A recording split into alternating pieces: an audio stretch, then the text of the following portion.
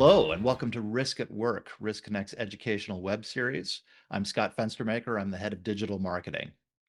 Today, we've got a fascinating topic for you. It's been one I've been wanting to get to for a while. Today's session is called When It Rains, It Pours, How Crisis Situations Can Lead to Downward Spirals. So this is a unique opportunity to talk about a dynamic that is not very often discussed in this area, the unique dynamics of crisis situation and how they affect risks. Crisis situations bring about their own special risk dynamics that only exist in and of themselves. And risk ecosystems behave differently in crisis situations than in outside crisis situations. They start to correlate a little bit more. You start running into more single points of failure. And this poses a special and specific threat to organizations that it could trigger more consequential downward spirals that are increasingly hard to get out of. And we have the perfect person to talk about with this today. A couple of housekeeping items. First of all, if you have any questions for our guest today, as always, please put it into the question field of your webinar software. If we don't answer the question during the course of the presentation today, we will email you directly with an answer from our guest. Also, if you indicated that you want CPE credit for attending this webinar, please watch your inbox after we are done here today. We're going to send you a short quiz with 3 questions. Please fill out those 3 questions and send them back in to us, and we will reply to you with your CPE credit. All right, I would like to introduce once again a friend of the web series, somebody who I've talked to many times and love speaking with. She is an internationally recognized speaker, writer, educator, advisor on operational risk management for banks, including Lloyds Bank of London. Her textbook, Operational Risk Management, Best Practices in the Financial Services Industry, was named Book of the Year in 2020 for Operational Risk by Risk.net. And she has published more recently in the Harvard Business Review the article, Smaller Companies Must Embrace Risk Management. She is a woman of many parts, many talents. We are thrilled to have her back with us today. May I please introduce Ariane Chapelle. Ariane, how you doing? Very well. Thank you, Scott. And last one, best one. This is I my know, last and risk at works. this is so terrible for me. I love having you on Risk at Work. I love our conversations. They have always been uh, incredibly informative, and I get to talk with you about things at such a high level. And for those of you who don't know, Dr. Chapelle is retiring, and so this will be her final Risk at Work with us. It'll be her best Risk at Work with us because they all keep getting better and better as we go. But I'm sick at heart that I will not be seeing her again on the web series. So I urge everybody watching this to please pay special attention, enjoy Ariane's presence while we still have it. And yes, Ariane, enthrall us one last time, if you wouldn't mind. Thank you. And we'll see each other at the Connect conference as well. Very important. We will see each other at the Connect conference, and to our audience members, hopefully we'll see Yeah, you at the Connect conference as well. there we go. My last ever public talk in risk management. Then we can hear me And talk it's on with us. it is Yes. with you. It is absolutely. All right, so let's go. 3 topics, as always, 3 parts. Hidden weaknesses and the illusion of a perfect storm, why panic makes it worse, and cutting the connections. So first thing first, you hear a lot when after a large operational risk incident or a crisis, you hear the word perfect storm, as if there was a 1 in a million incident that were absolutely a strike of the gods that we couldn't see coming. But could we really? And my argument on this first part is that they are very rare by definition, 1 in a million occurrences. When the so-called perfect storms or 1 in a million occurrences are usually disasters waiting to happen. And there's a commonality between these disasters waiting to happen is these are environment of what I call the fatal flows. And fatal flows are, well, as it says, flows in your control systems that were either unidentified or willingly ignored. And when some of your key controls fail, well, the disasters just become a certainty. And for many years, I took the parallel of crossing the street as applying a risk management framework. And the key control of crossing the street safely is, of course, to watch if the car is coming, and then it's perfectly effective and you're good. The reality of mobile phone has changed that dramatically. And so recently, to prepare for this webinar and another conference also with Risk Connect, I looked at the statistics of children injuries due to phone usage while crossing the street. And I was absolutely shocked to see what you see here, that 26 children in the UK, and there must be the equivalent in the US. I live in the UK, so I had that a bit more readily available. 26 children per week are critically injured or killed from being hit by a car while being distracted on their mobile phone. So, despite these tragic statistics, the first element for firms to avoid these so-called 1 in a million incidents is really look at their key control structure. And they're clearly missing a point, and the so-called scenarios are not as rare as we think it is, because when you look at the ORX statistics, so ORX is the data consortium for all the large banks and insurance companies in the world. They have 100 members, every big banks or big insurance companies and their members. And on average, you can look at least 2 events that cost 10 million plus per year per company, per of these large companies. Now, of course, if you're JP Morgan and you lose 10 million, is not as critical as when you're the butcher around the street when you lose 10 million. But these are large incidents, and they're far more frequent than we think. And so this is the heat map, a little bit of a skewed heat map that is proportionate, or where the representation is a little bit proportionate to impacts and likelihood. And so just to tie this in a risk management framework that we've seen over the webinars, you can simplify your risk assessment in 4 zones. And the good ones are the ones and twos. The one is making peace with your small certain incidents. That's your budget for operational losses. When your controls work well, then your risk evolves in zone 1, 2, and then 4. So 2 are the larger incidents, but because you've been unlucky or because the controls were a little bit failing, but you had others to compensate. And so they're larger occurrences, but they're rare enough so they're still within your risk appetite. And then the so-called 1 in a million, or at least 1 in 1,000, they're high impact, but they're very rare because your redundancies and your control systems work well.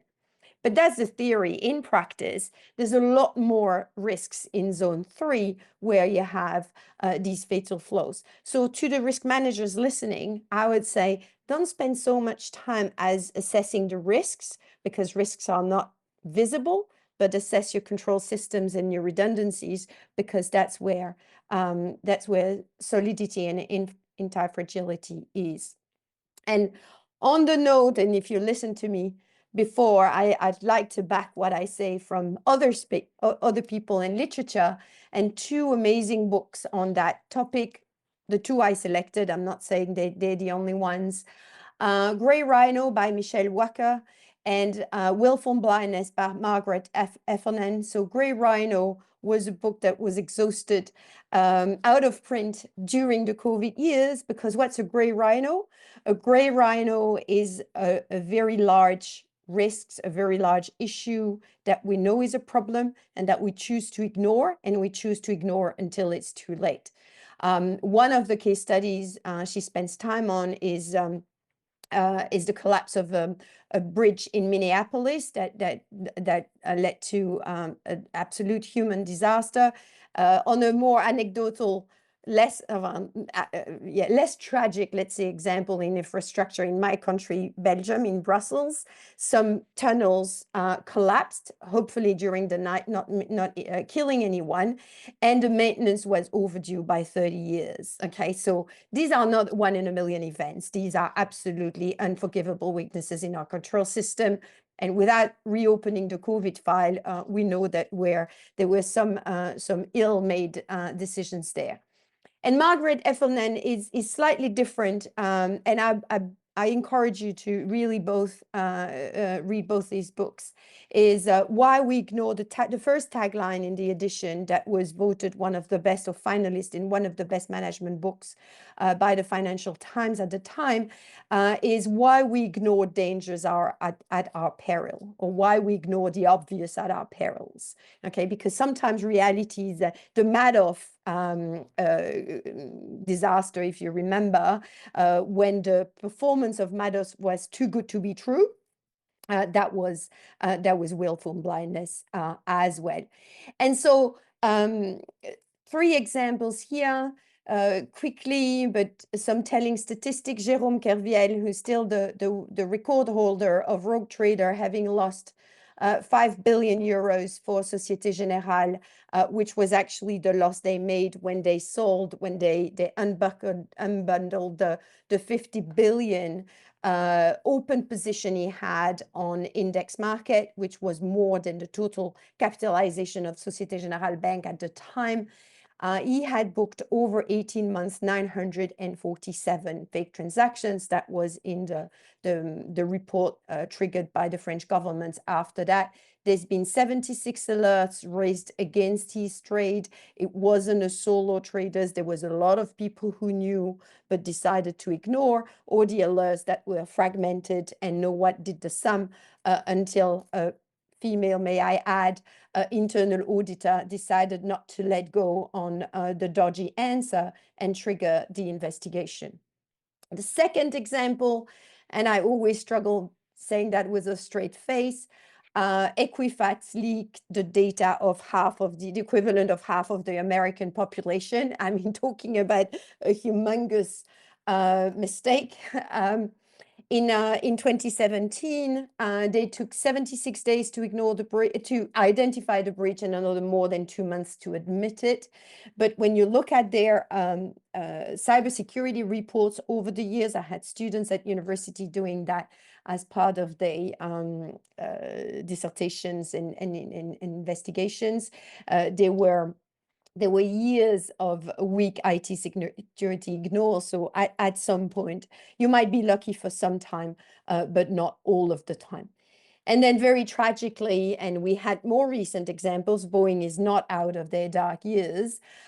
We had two crashes, very dark crashes in 2018, 2019, causing 300 plus fatalities, and the investigation revealed tragic and avoidable crashes for all the mistakes and the failures you see here on the slides, and leading to settlements to families of $2.5 billion and a damaged image for a very, very long time. That is not on the rise. So yeah, so that's the first part. These disasters occur in environments that are particularly weak. They're not a strike of bad luck. So I'm looking at these, Ariane, and I mean, just one comment as I was thinking about this as you were talking about the Equifax leak, and what used to be called perfect storms are not only now happening more frequently, they're happening so frequently that they are becoming normalized in our minds. Do you know what I'm saying? In other words, data breaches now in 2025 don't have the same urgency or cachet when you hear about them in the news that they did even in 2017 or in 2007 or anything like that, just because they're so routine. So we're talking about things that people still call perfect storms that are now just they can't be perfect storms because they're happening more frequently. Do you know what I'm saying? Yes, and you see that in financial markets as well. You know, when you have a financial crisis or a rise and a drop, and people say, "Oh, it's exceptional," but what's exceptional actually happens every 3 or 6 months. So no, they're not. But and it's relevant what you're saying around the normalization of data breach, and I would say for two reasons: exposure and volatility. So Mhm. exposure is, well, everything's digital now. There are attacks all the time. So that's one aspect, and so the amount of transactions and the volumes of the assets at risks, and also the value that transit digitally, and therefore the attractiveness for financial for criminals and criminal organizations, or state spy and everything, is there. But also the volatility of the world. I mean, we are whether you look at the economic circle, or the geopolitical space, or the economical space, Mhm. there's more and more people, there's more and more technology, there's more and more instantaneity in using digital technologies and phones, that everything accelerates. And when you higher the speed, again, taking a parallel with cars, the faster you go, the less your reaction time and the higher your impact when it hits. And I would take this rough analogy, or this broad analogy, to compare it to the world or the way we live. We live faster and faster because doing things are Yeah. easier, in a sense, mechanically easier, to buy on Amazon on your phone, and to speak at the other end of the world with your computer, and all that it increases the risk it represents. There's two drivers of operational risk. When I started, gosh, it's a quarter of a century ago now. That shows my age. When I started operational risk at ING in day one of operational risk in Europe, I quickly realized there were two main drivers of operational risk: the number of transactions and the value of transactions. So that's why operational risk in financial markets, for instance, is so interesting in a sense.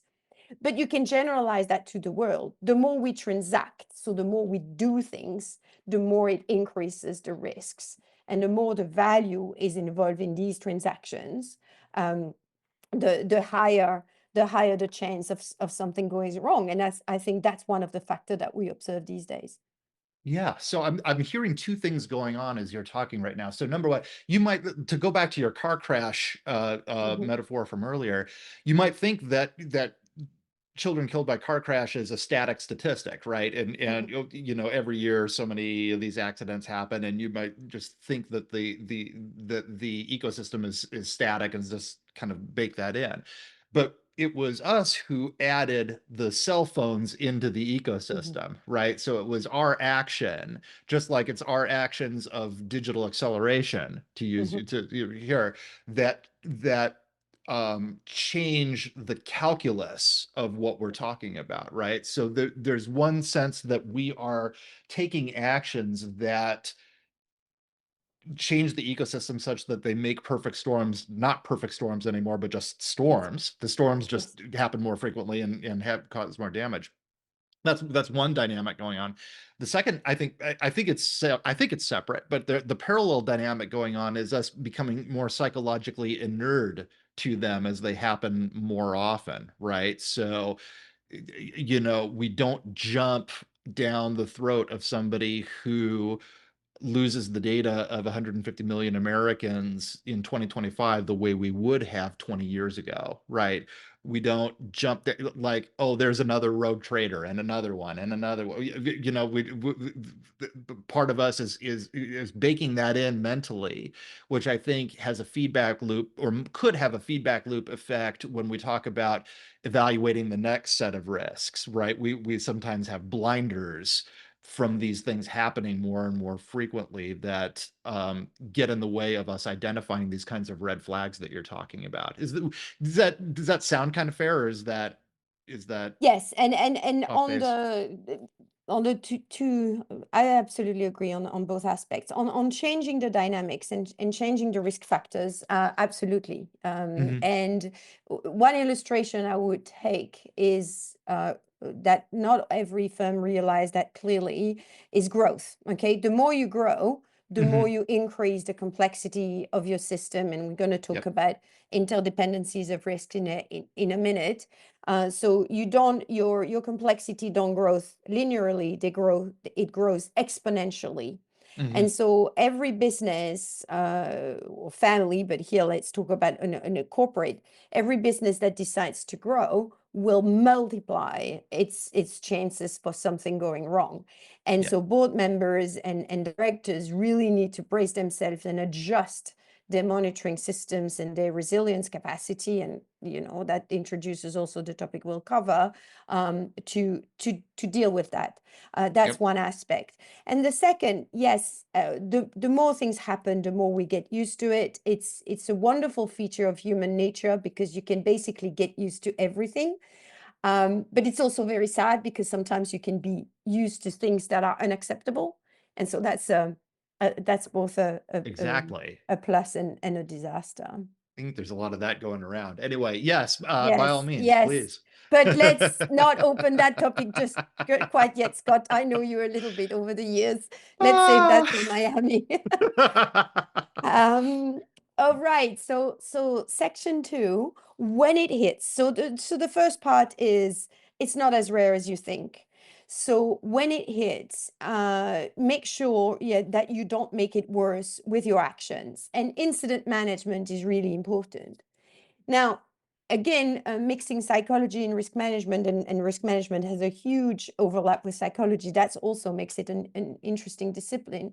High stress situation triggers, and we know the fight or flight reaction, but actually, if you want to be complete, it's fight or flight or freeze.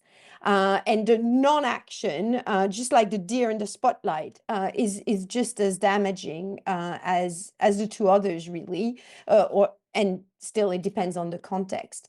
And so, when you have a dependency on a decision maker, either because he or she is at the convergence of several business lines, or business lines and technological lines, or several countries, or when you have a concentration on decision making power on some people who do not have alternate and react quite badly or react stressfully to a situation, that's also where you have a point of failure that actually worsen incident management and increase the impact rather than decreasing. So imagine you have a fire starting in your house. If you detect it quickly, you have a chance to smother it. But if you panic and you mix and throw oil or alcohol instead of water, your bottle of vodka. I'm saying that because I don't drink vodka, but because they're both transparent, you throw vodka instead of water, you're going to end up with a blast. And I'm going to keep that vodka parallel for later in courses. But I I like know, that. I do drink vodka, so that's well, there that you go. I applaud that very much. Yes. You'll think about it next time. Just try not to mix the bottle when there's a fire. But I had these sorts, well, let's call it vodka situations now in companies when they panicked and they actually make events worse. And so when a crisis hit in an environment of unpreparedness, it compounds the impact because of bad management, and also a crisis worsen in underlying weaknesses. And if you allow me the illustration, I had a very interesting discussion years ago with an HR head of an insurance group, and we were talking about human error. And he says, look, a human error so someone's mistake in a sound environment, when you have, controls that compensate each other, is always very limited. A human error becomes catastrophic when you are in a weak environment and there's no safeguards really, and one guy can basically have a domino effect on everything. So you have two compounding factor in a crisis. Is your environment solid and sound, and are you prepared? Are you prepared for a crisis? And so we talk a lot about resilience. The term was coined also by a psychologist who were talking about recovering from childhood trauma and being able to overcome trauma. There's the notion of financial resilience that is very much looked at for by central banks, and then recently, let's say 10 years, operational resilience. And regulators, rightly so, will say resilience come first from is the outcome of a strong risk management framework. And that's really having your control system in place, your buffer capacity, your guidance, so that first of all, you have less crises, and when they occur, they're less prone to less prone to mitigate, and then less prone to mitigate. That's my second point, with a robust crisis management plan and redundancies. So because we all think less clearly when you're under high stress, you want, and I like the term I heard in a conference also many years ago, have a cold book in hot times. So having a prescript that you can unfold with flexibility, but at least it will help you think. You know, when on the what do I do situation, you have a guidance on who to call. And so that relates to a slide you might have seen in other, well, you, Scott, I know, but people listening, you might have seen in other places when I were talking about true surprises, talking about emerging risks. And again, two books that I really encourage you to read, with Nassim Taleb, who's an amazing thinker in risk management, and Nate Silver, who is very well known, especially in the US, with his predictive model. We can't predict the future. We can be better at guessing and extending trends, but there will be surprises over and over, especially in firms who are concentrated on other topics than technology or geopolitical. You're going to be surprised. That's almost a certainty. And so preparing for these surprises and building resilience and buffer capacity is absolutely critical in order not to be that vulnerable to those crises. Yeah, absolutely. And as always, I know these two authors very well. I'll double down on the Nassim Taleb book if you haven't read Anti-Fragile. That one in particular has shaped a lot of my thinking over the years and it talks about exactly this. It talks about resilience, and it actually talks about how you can grow stronger from crises and stress rather than weaker, which is a fascinating something we haven't even gotten into, but is equally as fascinating. Um, uh, so crisis, having a cold book in hot times is a great phrase to drill into people's hearing and memory. And we talk about this a lot when we have your friend Vanessa Matthews on Risk at Work, whose specialty is crisis planning and resilience, and has talked a lot about the need for example, pre-planned communication in such times. A lot of the times it's not just the actions, the overt actions that you take when a crisis hits, but the manner in which you communicate them, and who those communications go to, and how you're going to phrase these things ahead of time. Um, Ariane, in your experience, when people do these kinds of crisis situations, do you have experience with companies who have done this kind of cold book and hot times preparation, or do you have experience seeing, what works well, what to especially pay attention to for people who are thinking about taking your advice here? Yes, yes, no, absolutely. And a friend of mine, professional friend of mine, in Canada, in a bank in Canada, she's the head of business continuity, and then she became the head of business resilience, and it can be extraordinarily complex and needs software support as well to map all the processes, and where do you have the points of failures, and basically what you want avoid the SPOFs. SPOFs is a funny acronym, but these are single points of failure. So Right. the more, and it to make it simpler is basically have a plan B. Have a plan B. When I say resilience or buffer, is really, what's your backup? And I'll give you an example. And sometimes the single points of failure are not where you think. And I was talking to a tech firm, small tech firm in trading, And because they're very, very fintech based, what's top of mind is technology and cyber. And they say, oh, our biggest risk is cyber, but we are controlling very well because uh, let's call him Martin, Martin does that and that and that and that. And hearing them talk, you say, well, no, it doesn't seem like you have a cyber risk. It seems that you have a key people risk. And they Hmm. realized that if Martin Yeah. was hit by a bus, Yeah. they took 2 hours to start trading. And so they started making sure they have a backup, not only to their system and to their technological backup, but a backup to people. Same Yep. thing with the super admin in sectors. Same thing with a replacement plan of a key supplier.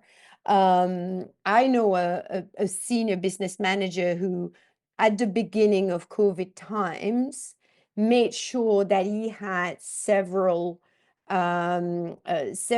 channel supply chain of masks and personal equipment for nurses, because otherwise they had to shut down. So, resilience was, and that was way before, I'm talking January 2020, not Hmm. during lockdown. As soon as you have noises that something, that one of your chain fragile, make sure that you have buffer capacity. So these examples, resilience plan. I'll do you one better on that one. So I think everybody has one of these stories that you're talking about key people and so forth. I happen to do a lot of work with startups and small businesses, and I remember having somebody who was attending a class at one point and was asking for help. We used them as a case study, and this was the CEO of a small business that was a technology provider and was growing fast and doing a lot of work. And I was talking about anti-fragility, right? I was talking about how you can buffer yourself and things like that. And the guy was just really exasperated with me throughout the whole time. And when I asked him about it, finally opened up, it's like, dude, I am so overextended. I can't think about these nice things that you're talking about, the strategic redundancies and things like that, these nice to have things. You've got to understand that I've grown so fast now that I've exhausted all my coders, and I, a non-coder, have had to learn how to code in order to keep up with the business, right? So do you ever run into situations like that, Ariane, where you meet with customers or you meet with people running businesses and they think that your advice is very good about having redundant resources and having resilience planning and so forth? They're just simply so immersed in their business, so busy and so under it that they have the attitude that it's a nice to have. They just can't make it part of their operation, and they have to proceed as they are because that's the only way that they can keep up with the work itself. Yes, absolutely. And it's very tempting because risk management is costly. You slow down the Mhm. business when you build buffer capacity and resilience. And that's why for these subjects, the regulator has to step in. And the UK regulator stepped in 10 years ago with operational resilience when there were these massive disruptions based on IT. And now I advise mostly banks who are regulated. And so they have to Mhm. do it for the regulator, but otherwise they wouldn't. Right. But still, there are pockets, and there are pockets of underinvestments. And over the years, I've seen very much as the first reason for big disasters, underinvestments either in systems or in systems infrastructure. And we talked we talked about these examples of infrastructure collapse, or underinvestments in people as the number Yeah. one cause for big operational disaster. And I won't mention the name of one of them, but I was teaching for a big bank, running workshop on key risk indicators. And we were working on key risk indicators on buffer capacity on system and on stretch of resources over time and capacity and vacancies in small teams, etc., KRIs in people. And the manager who walked me out of the building at the end of the workshop said, just as I walked in, he said, for us, these people KRIs would be bright red. And hasard ou coincidence or not, shortly after, I think it was less than a year after that, this bank incurred massive operational losses successively, and they eventually got taken over. So I don't know if it's linked. I believe it is. And so when you stretch people, it goes well, but it goes well up to a certain point. And having run a small business for many years, I'm conscious of the fact that it is very tempting, but it also has to be a risk appetite decision. And that's where the risk appetite notion that we talked about in other seminar is really important, is Mhm. how much risk are you ready to run and to accept? And if you consciously accept these decisions of not anti-fragility, but fragility, okay, but don't go whine if something doesn't go so well, right? Okay. Precisely. So on that note, let's go to the third section of our talk about cutting the connections. Because so we talked about the crises that you could avoid because they're not as rare, or at least mitigate because there's not as rare as you think, that preferably you need to manage well and not having the vodka effect of putting alcohol on fire and make it worse.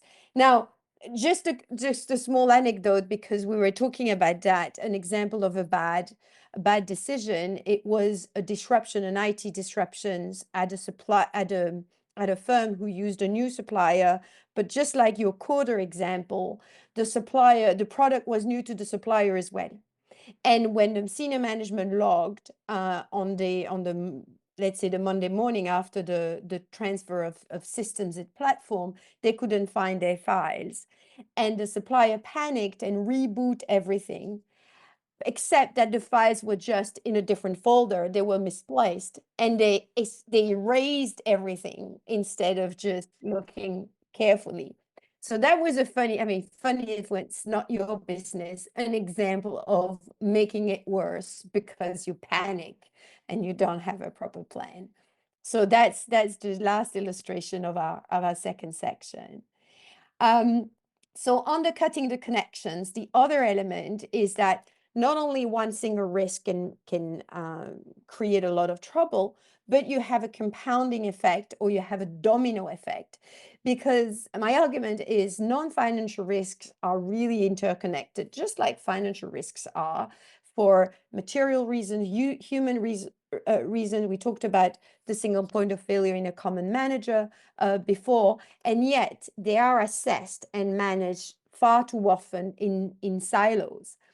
And so these cascading effects are undetected until it's too late. They remain undetected, and then an event occur, and you didn't know that, COVID create lockdown, lockdown creates resignations, and resignations create and bad frontier closures and all the sagas we've seen. So it's only when a crisis happens often that you see these cascade. And so the game is really to in your scenarios, in your preparedness, having a look at all these cascading effects and integrate in your crisis management plan these cutting the connections. And the term comes from a development bank in Washington that I worked with not so long ago, and we were doing bow tie analysis that also we talked about a lot, but not only on the left-hand side of the bow tie, on the cause and the cause of the cause, but on the impacts and the impacts of the impacts, and etc., and the cascades of effect. And so they were very interested in writing the scenarios, the script really of these domino effect. And they said, okay, well, that's good. We got a great plan of cutting the connections and mitigate spirals. And to illustrate my point, also not only in terms of the cutting the connections, but in managing your portfolio, these are a couple of these illustrations of not a risk register, but a flow of risks of cause and consequences. So this is the first blog and then articles and then book chapter I wrote at the time based on the top 10 risk of 2017. And if you remember, that was after the first Trump election and after the Brexit vote. And so geopolitical risk jumped in the top 10 risks that year, because we're very good at assessing the risk after they occurred, not before. So in 2017, that was the first time in the risk register. There were scares of physical attacks. It was again after the terrorist attacks in Europe and during the discussions between Trump and North Korea, which scared a few people about a physical conflict. And Brexit created organizational change. And so from these geopolitical risks, you had both a modified risk of physical attacks on one side and organizational change after Brexit of firms passporting, so being both active in continental Europe and in the UK because the borders have, the trade restrictions were implemented. But when you change your organization, you change your all sourcing. If you have a physical attack, that modifies the risks of your IT failures. If your systems are in buildings that are damaged, let's say, and when you have an IT failure, that modifies your cybersecurity risks and your data security risk, obviously, and so that does your outsourcing if you have different vendors. So that's one example of a flow.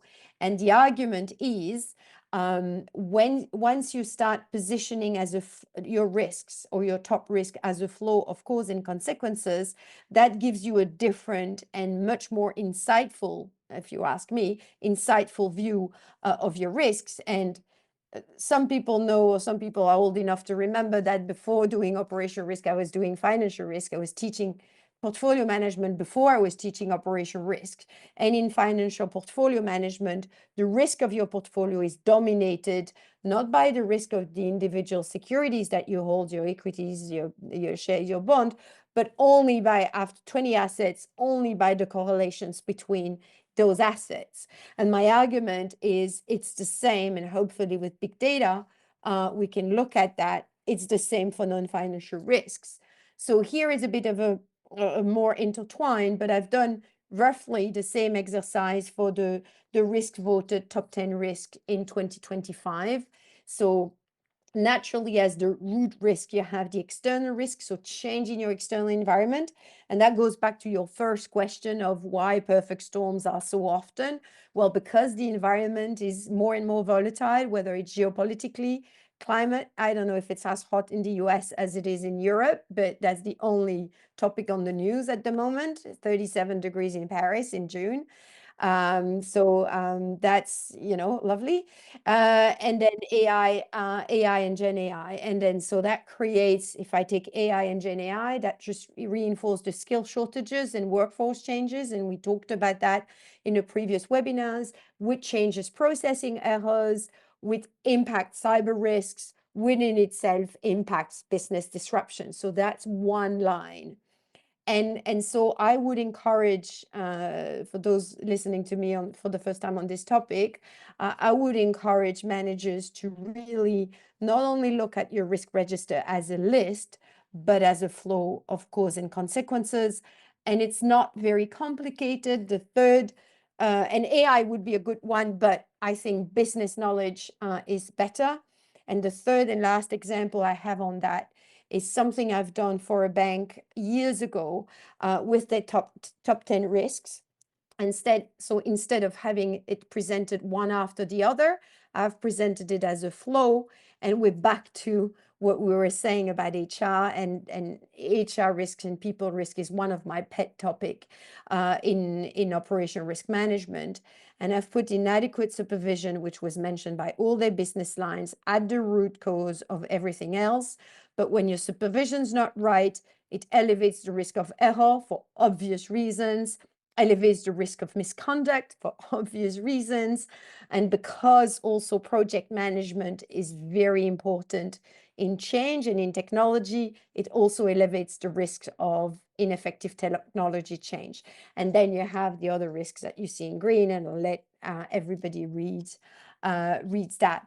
So the idea is really to when you, in order to mitigate the crisis, really manage your risk as a portfolio. So three takeaways on that, and then I'm happy to take questions. First, in weak control environment that you mix with poor crisis management, that these are breeding ground for disaster. Lean environment and single points of failure just compound the impacts of your operational losses. And then finally, risks are interconnected.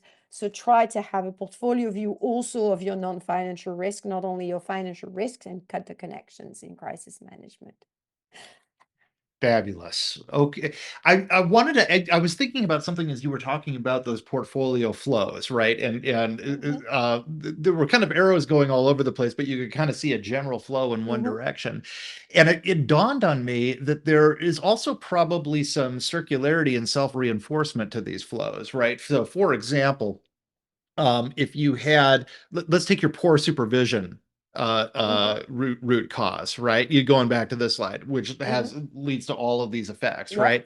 When these effects happen, one other thing that they will trigger, or two other things that they will trigger, are reputational events and Yes. internal cultural events, right? Yes. Yes. And reputational events and internal cultural events make it more difficult, both of them, to hire adequate supervisors, which in turn leads to I'm fascinated by this portfolio. I'm always fascinated by this kind of portfolio look of risk because I absolutely believe 100% in this, but also it might not necessarily be unidirectional. Do you know what I'm saying?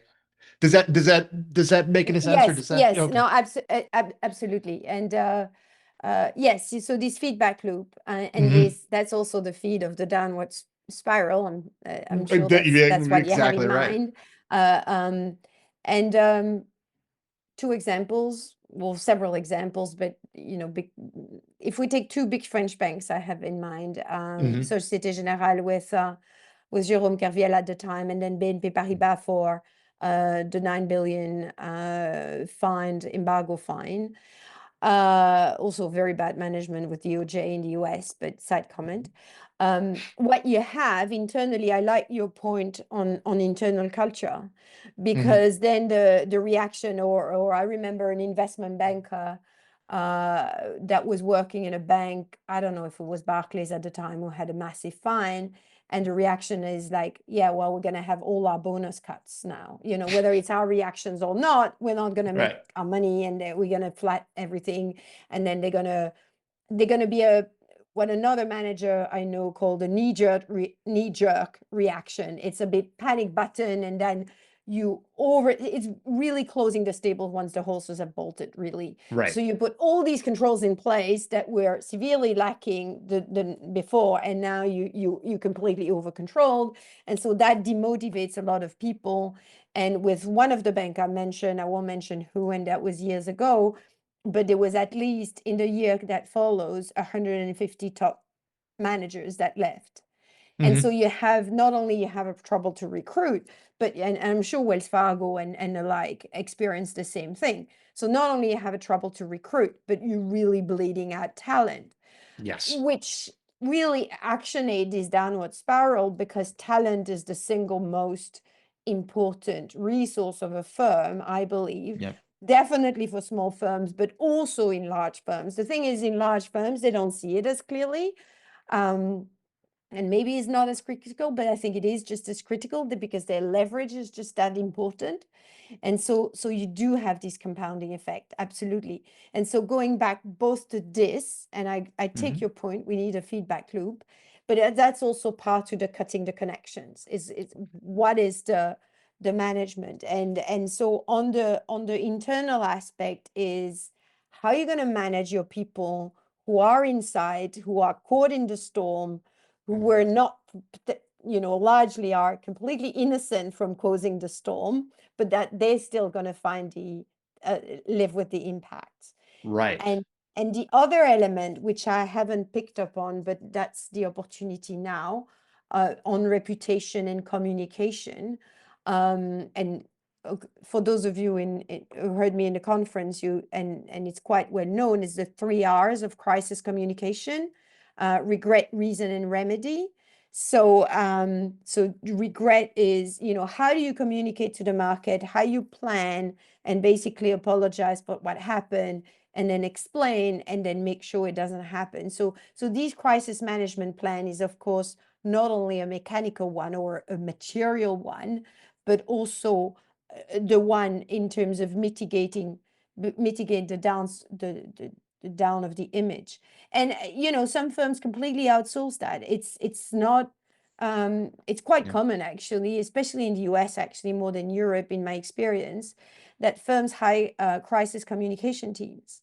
And so when there's a disaster, it's someone else taken over, rather than a Yeah. CEO who hasn't been, or a senior, or worse, a senior management that hasn't been press prepped, that start Yeah. talking to the media, because in these days of social media, let's say, without mentioning any names, it goes pretty fast.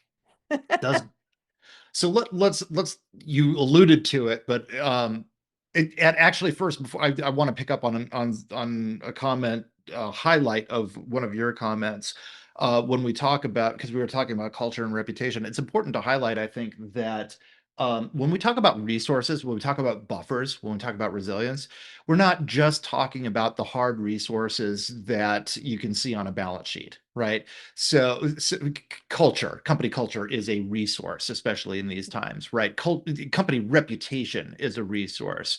Bandwidth, not just are you running a full complement of employees, but what are they doing, and how much bandwidth that they have, and how much can be absorbed, and whether or not there's excess to be absorbed.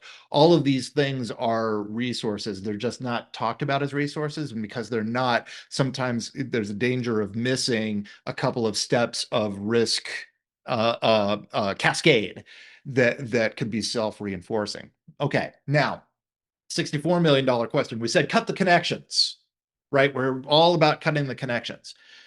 What do we do to cut the connections? Well, first of all, identifying them. Yes, good. Identifying them is the first step, and risk identification is always the first step of risk management. And Mhm. identifying them with previous examples as well. You were saying, these perfect storms happen all the time. Uh, and there is a ton of case studies that you can delve into. Just read the press for 5 minutes or more, and you'll find a lot. There are some specific database. I'm thinking of ORX, etc. So one of them is to benefit from previous experience. And just a side comment for someone who, like me, of course, my example is me, who has taught risk management for 20 years. There is not, in this field, and maybe because it's insufficiently taught at university, this culture of knowledge and learning. Operational risk management still suffers from the how hard can it be approach. Oh, well, we'll Mhm. do it. People make mistakes. So the first thing I would say is to look at where are what are these connections. The second aspect, and you've mentioned it with the lean environment, is the bigger you are as a company, the more complex it is, the more you're exposed to problems. I said that before, but also the more resources you have and the less single points of failure you have. So Yeah. of course, if you're a small company which has one manager to do 5 business lines, and something happens and all this attention is deviated to, this is a classic one, you have a Yeah. deviation of attention to one aspect, and then the other three, four, or one, two, three, or four fall out because of lack of attention. And it's not only of a company of 5 people. I had a previous example of a private bank of about 1,500 employees. And same thing, they were growing, and the senior management were very busy with the M&A, because that's a Swiss and shiny topic, and they completely neglected the admin aspect of AML. Not a great Mm. idea. And so had a remediations, downward spiral in a sense, lost clients, restricted businesses, headache. And then at some point, the shareholder said, you know what? I'm done with it. I'm going to go retire in the sun, sell my shares. And the bank has been sold. And so that's another examples of the downward spiral. So Yeah. if anything, knowing where the weak points are, and so, you know, address them before they unfold. Um, are there other things that so we're talking, so yes, identify your single points of failure. Make sure that you don't have as few single points of failure as possible. I might add also, I not just single points of failure in terms of employees. That's a very good one, or systems. That's another very good one. But you can think creatively about these things too. Anything the company fixates on, particularly if it's a small company like you were talking about. So I've seen small companies that have a single big demanding client Hmm. that Oh takes yeah. attention away disproportionately to what revenues they provide, and makes the entire company fragile to the rest of its customer care, because it's a I don't want to say a distraction, but it Yeah. takes more resources, more mental resources, and more employee resources than it provides. So anything attention is also a resource. Company attention is also a resource, and things like that. Um, any so we're wrapping up now, Dr. Chapelle. Uh, any last words of wisdom, any last examples, or anything that you would like to leave this audience with, having to do with um, takeaways from this, having to do with places to get started, uh, anything like along those lines? Yes. Okay. One micro point on your remark. Yes, concentration is a big factor of risks. And again, paraphrasing financial management, diversification is the first way to reduce the risk of your portfolio. I would say diversification of resources and of talent in the firm. But I want to finish on a positive note. And actually, credit to a friend I won't mention, but she was looking for a job. And while she was looking for a job, she had an offer for another job. And she said to me, she doesn't know about this webinar. She said, when it rains, it pours. And so I want to finish on a positive note and tell the audience it also works on positive things. And so I would say when you have a good opportunity in a business, no, but that's the whole idea of momentum, right? So when you have a success in the business, I would say use the momentum to as a stepping stone to move from one success to another. So take the way it rains it pours, not only on a negative aspect, and you know Taleb, and you like the idea of real options, and that's the whole Yes. idea of real options, of the black swan. So when you have good opportunities, they also compound, because one, you know that success calls for success. Yeah. And so when you have a success, I would say build on that success and build the positive connections while cutting the negative ones. So I'd like to Uh, close on this positive note. I'm so glad you closed on that. And that's a wonderful way to close. That's a wonderful way for people to remember you. So Ariane, we all wish you joy. And in this next chapter, we're really sad to miss you. And I'll speak to the audience now. I know that we have the questions field in the webinar software where I implore you to ask questions of Ariane.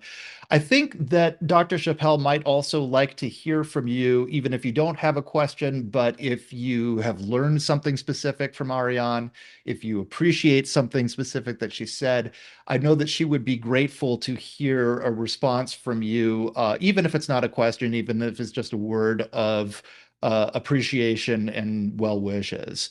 Um, I can't thank you enough, Ariane. You're a friend. You've been wonderful. And I wish I could say we'll see you on the next installment of Risk at Work, but I will see you at Connect. I can't Yes. wait to see you.